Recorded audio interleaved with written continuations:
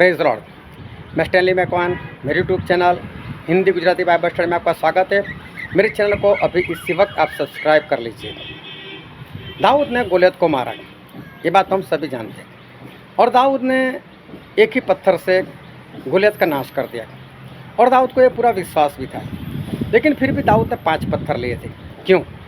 ये 5 पत्थर के पीछे क्या राज है, ये 5 पत्थर क्या दर्शाते हैं, वो जानने के लिए मेरे साथ इस वीडियो में अंत तक बने रहो। एक बार कोई था परमेश्वर को मानने वाला, एक सेवक के समान, पास्टर के समान, और वो लोगों को सिखा रहे थे कि सच बोलना चाहिए, सर कभी झूठ नहीं बोलना चाहिए। अभी गलती से वहाँ पर एक चोर आ गया सुनने के लिए, तो चोर लेक्चर तो सुना, उसके बाद हो गया, सब कुछ ख़त्म होने के बाद वो सेवक से मिले और बोले कि क्या सभी को सच बोलना चाहिए? बोला सभी को सच बोलना चाहिए। बोले मैं तो चोर हूँ, मैं कैसे सच बोल सकता हूँ? तो वो चोर है तो क्या हुआ, तू भी सच बोल। तो इसने ठान लिया कि चलो ये भी कर देख लेता हूँ कि मैं तो चोर हूँ, तो सच बोलने से क्या होता है। तो अभी उसने सोचा कि आज रात को तो राजा के महल में ही चोरी करनी है, तो वहाँ पर चला गया। तो बाहर वो वॉचमैन सिक्योरिटी वाला खड़ा था दरवाजे के ऊपर, उसके सामने ही चला गया। बोलता है कौन है? बोले चोरी करना आया हो, दरवाज़ा खोलो। बोलता है चोर तो कभी ऐसा बोलता है नहीं कि मैं चोरी करना आया। लगता है राजा ने कुछ इरादे से भेजा होगा, राजा का कोई इंसान। दरवाज़ा खोल दिया, भाई जा अंदर जा, तो भेज दिया अंदर। अभी अंदर और सिक्योरिटी वाला बोला ये रात में अनजान इंसान कौन आ रहा है? बोले भाई साहब कौन है? बोले चोर, वो चोरी करने के लिए आया हो। उसने भी सोचा चोर तो कभी बोलते नहीं ऐसा, लगता है राजा ने कुछ परीक्षा की होगी इसलिए इसको भेजा होगा। तो बोले जा जा जा। बोले वो तो ठीक है, मैं जाऊँ तो सही, लेकिन सोना चांदी रखा कहाँ पर है? तो बोले जहाँ रानी रहती है ना, उस कमरे में। तो रानी वाला कमरा दिखा दिया, ये वहाँ चला गया। अभी रानी जाग गई। रानी बोलती है कौन है? बोले चोर हूँ, चोरी करने के लिए आया हो। रानी सोचती है चोर तो बोलता नहीं ऐसा, तो राजा ने कुछ किया होगा, इसको भेजा होगा, कुछ होगा। तो बोलते हैं कि कर ले चोरी। बोले सब कहाँ रखा है? तो हमारे दिखा दी। उसने पूरा थैला भर दिया सोना चांदी से और उठाकर बाहर निकलने लग गया। बाहर निकल गया, अभी राजा खुद सामने से आया। राजा बोलते हैं क्या उठा कर लेकर जा रहा है? बोले रानी के कमरे से चोरी की है मैंने, मैं चोर हूँ और अभी जा रहा हूँ। राजा ने सोचा चोर तो कभी ऐसा बोलता नहीं, ये रानी का कोई इंसान लगता है, कुछ है। बोले ठीक है, एक वॉचमैन को बोला इधर आ, इसको बाहर तक छोड़ कर आ। बोले वो चला गया। वो गया वापस उस सेवक के पास। बोला यार कमाल है यार, सच में सच बोला तो बहुत फ़ायदा हुआ है ना, कोई खतरा हुआ। एक सच ने बहुत बड़ा काम कर दिया। जब गोलियत वो पूरे इस्राएल के सामने आकर खड़ा हो गया था, दोनों सेना आमने सामने थी और गोलियत से कोई लड़ने के लिए नहीं जा रहा था। 40 दिन से ये गोलियत हर रोज़ बोला करता था, है कोई मेरे साथ लड़ने के लिए आओ, ये हुआ तुम्हारा ऐसा वैसा, तुम लोग ऐसे वैसे, और काफ़ी वो निंदा कर रहा था और किसी की हिम्मत नहीं होती थी कि लड़ाई करने के लिए जाए।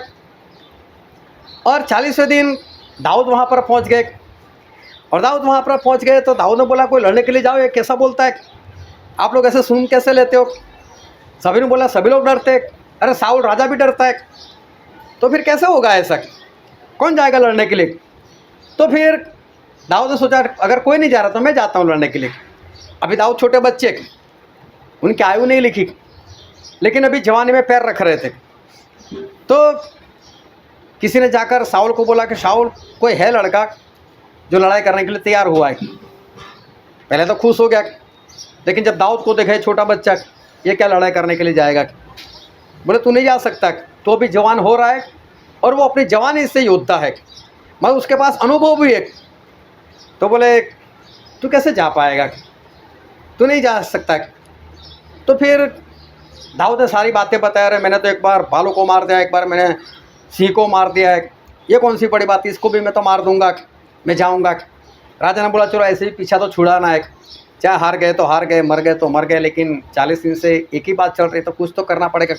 तो कम से कम ये मरने के लिए तो तैयार हुआ है, जाने दो इसको। बोलो कोई बात नहीं, तू जा, लेकिन ऐसा कर, मेरा बख्तर है वो पहन ले, मेरा टोप है वो ले ले, मेरी तलवार हाथों में ले ले, तेरे पास तो कुछ है नहीं। तो दाऊद मना कर रहे, लेकिन राजा है तो चलो पहन के देख लिया। अभी वो चल भी नहीं पा रहे, तो बोले यार मैं तो चल भी नहीं पाता इससे, ये सब कुछ उतार दो। और दाऊद ने एक लकड़ी ली, दूसरे हाथ में गोफन लिया, और फिर रास्ते में से 5 पत्थर ले लिए, और फिर वो गया लड़ाई करने के लिए। अभी गोलियत ने देखा कि बोले एक इंसान, एक छोटा लड़का 40 दिन के बाद अगर कोई आ रहा है तो ये लड़का आ रहा है मेरे सामने लड़ाई करने के लिए। तो उसको और क्रोध आ गया, और गालियाँ और निंदा, और बोला आज तो दाऊद को बोल रहा है आज तो मैं बोले कि तेरा मांस जो है वो पशु को खिलाऊंगा। तो सामने दाऊद है वो भी बोल रहे, बोले तू तो भाला लेकर आ रहा है, तू तो सब कुछ पहनकर तलवार लेकर आ रहा है, लेकिन मैं तो मेरे परमेश्वर यहोवा के ऊपर भरोसा रखकर मैं आया हूँ जंग जीतने के लिए, और मेरे परमेश्वर तुझे मेरे हाथ में कर देंगे और मैं तुझे ख़त्म कर दूंगा। और बोले मैं तो पूरी ये पैलेस्टाइन की जो सेना है उनका मांस मैं पशु को खिलाऊंगा। देखो कितनी बड़ी बात, ये एक को मारने की बात कर रहा है, और दाऊद बोले मैं पूरी सेना को मार दूंगा, सबको ख़त्म कर दूंगा, और बोले तेरा सर भी काट दूंगा। और फिर दाऊद जो है वो भागे, और भागकर उन्होंने एक पत्थर थैली में से निकाला और उसको गोफन में रखा, और गोल गोल घुमाकर एक पत्थर को मारा। वो पत्थर इतनी स्पीड में गया कि गोलियत सर से लेकर पांव तक पूरी सुरक्षा में थे, लेकिन एक जगह यहाँ पर खाली थी, और उसी जगह पर पत्थर मारा, और पत्थर मारो में बुलेट की तरह, गोली की तरह वो अंदर घुस गया, और अंदर घुस जाने के कारण वो वहीं पर तत्काल वो गिर पड़ा और वो मर गया। फिर दाऊद उसके ऊपर चढ़ बैठे, उसकी तलवार ली और उसका सर काट दिया, और उसके बाद सारी इज़राइल प्रजा जो थी वो पैलेस्टाइन के ऊपर टूट पड़ी और सभी लोगों का नाश किया। लेकिन बाइबल में एक वचन पढ़ते जो है 1 शमूएल उसका 17 अध्याय उसका 40वां वचन। तब उसने अपनी लाठी हाथ में ली और नाले में से 5 चिकने पत्थर छांटकर अपनी चरवाही की थैली अर्थात अपने झोले में रखे और अपना गोफन हाथ में लेकर पलिश्ती के निकट गया। हालेलुया। देखो 5 पत्थर लिए, गोफन लिया और लकड़ी ली, और इतना लेकर दाऊद जो है वो गोलियत के सामने लड़ाई करने के लिए चल पड़े। और इफिसी में ऐसा लिखा है, इफिसी उसका अध्याय 6 और 14 से लेकर 17 वचन पढ़ो तो। इसीलिए सत्य से अपनी कमर कसकर और धार्मिकता की जिलिम पहनकर और पाँवों में मेल के सुसमाचार की तैयारी के जूते पहनकर और इन सब के साथ विश्वास की ढाल लेकर स्थिर रहो, जिससे तुम उस दुष्ट के सब जलते हुए तीरों को बुझा सको। और उद्धार का टोप और आत्मा की तलवार जो परमेश्वर का वचन है ले लो। हालेलुया। अभी देखो यहाँ पर कितने शस्त्र या हथियार लिखे, कोई गिनकर बताओ तो। कोई एक जन बोलो और एक जन गिनो। चलो सबसे पहले क्या है? सत्य निकम्मा। सत्य एक, फिर धार्मिकता में जिलम। जोर से बोलो। धार्मिकता का जिलम। धार्मिकता की जिलम। ये दूसरा, फिर पाँव में मेल के। जोर से तैयारी के जूते। जूते 3, પછી વિશ્વાસની ઢાલ। विश्वास की ढाल। विश्वास की ढाल कितना हुआ? 4, फिर उद्धार का टोप। टोप कितना हुआ? 5, आत्मा की तलवार। आत्मा की तलवार कितने हुए? 6। तो सभी लोग गिन डालो कितने हुए, सब मिलाकर कितना है? 6। अभी देखो दाऊद ने कितने हथियार लिए थे? 5 पत्थर और एक लकड़ी। छेक। गोफन तो पत्थर के लिए होता है, वो दोनों मिलकर एक ही होता है। हालेलुया। हालेलुया। देखो छेक, सबसे पहला हथियार कौन सा है जो इफिसी में लिखा है? सत्य की कमर। सच्चाई। और पहला ही पत्थर मतलब सच्चाई। सिर्फ एक ही पत्थर चला है, अभी तो बाकी सब झूले में पड़ा हुआ है। देखो एक ही हथियार, लेकिन काफ़ी प्रभावशाली है। एक ही हथियार से गोलियत वो नाश हो गया। इतना बड़ा योद्धा जो 40 दिनों से लोगों को परेशान कर रहा था, वो सिर्फ सच्चाई से हार गया। हालेलुया। सोचो सच्चाई कितनी बड़ी है। वो चोर, उसने सिर्फ सच्चे बोला, कितना बड़ा फायदा हो गया। चाहे उससे चोरी की, उसके ऊपर या तो कहानी है, लेकिन सच्चाई का फायदा कितना है, सच्चाई कितना प्रभावशाली वो हथियार है। और प्रकाशित वाक्य में ऐसा लिखा है, प्रकाशित वाक्य उसका 3रा अध्याय और उसका पहला वचन।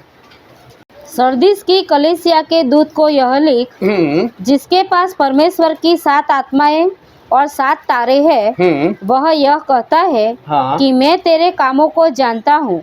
तू जीवित तो कहलाता है, पर है मरा हुआ। जीवित मतलब पवित्र आत्मा से भरा हुआ इंसान, और मुर्दा मतलब पवित्र आत्मा बिना वाला। तो दिखावा तो तू ऐसा करता है जैसे तू जीवित है, मतलब पवित्र आत्मा से भरा हुआ, लेकिन सही में तू कैसा है? मरा हुआ। हालेलुया। ध्यान से समझना, ये आखिरी दिनों की कलीसिया की बात लिखी है कि आखिरी दिनों की कलीसिया में लोग ऐसे होंगे कि जिनके जीवन में दिखावा होगा। बाहर से तो वो बहुत अच्छे दिखाई देते होंगे, बाहर से तो ऐसा लगता होगा कि बाइबल लेकर भाग रहा है, बाइबल लेकर वो तो संगत में जा रहा है, बाइबल के वचन बोल रहा है, बहुत कुछ हो सकता है। लेकिन ध्यान से समझना, हो सकता है उसका दिखावा हो, उसके अंदर पवित्र आत्मा ना हो।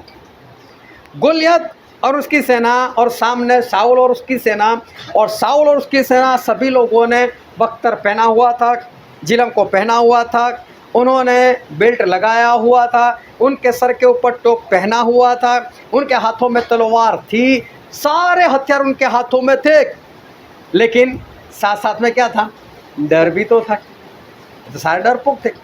देखने से कैसा लगता था? योद्धा, शाऊल योद्धा, उसकी सारी सेना योद्धा, लेकिन योद्धा वाली बात किसी में नहीं थी। और दाऊद को देखो, योद्धा वाली कोई बात नहीं दिखाई देती, ना उसके ऊपर जिलम है, ना उसके हाथ में तलवार है, उसके हाथ में कुछ भी नहीं है, लेकिन फिर भी सच्चा योद्धा कौन था? दाऊद। ये सारे दिखावा वाले योद्धा थे, और ये सच में अंदर से योद्धा थे। दिखावा जीवन से हमको दूर करना है।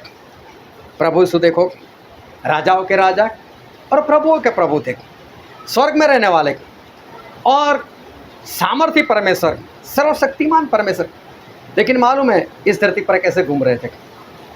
एक सिंपल से कपड़े पहनकर। क्या लोगों को पकड़ पकड़ के बोलते थे, देख मैं राजाओं का राजा हूँ, देख मैं प्रभु का प्रभु। कहाँ पैदा हुए? वो चाहते तो हेरोद के घर पैदा हो सकते थे, लेकिन नहीं, कहाँ पर पैदा हुए? वो तो एक चरनी में पैदा हुए। उनके जीवन में दिखावा नाम की कोई चीज़ नहीं, लेकिन वो जो थे वो थे। हालेलुया। हमें कैसा होना चाहिए? परमेश्वर में एक योद्धा होना चाहिए। ये सारे हथियार जो इफिसी में लिखा है वो हमारे ऊपर होने चाहिए। सिर्फ बाइबल हाथ में नहीं होना चाहिए, सिर्फ लंबी लंबी प्रार्थना नहीं होनी चाहिए, हमारे अंदर सिर्फ दिखावा नहीं होना चाहिए, लेकिन हमारे अंदर सही में एक परमेश्वर का योद्धा जो है वो जिंदा रहना चाहिए। हालेलुया।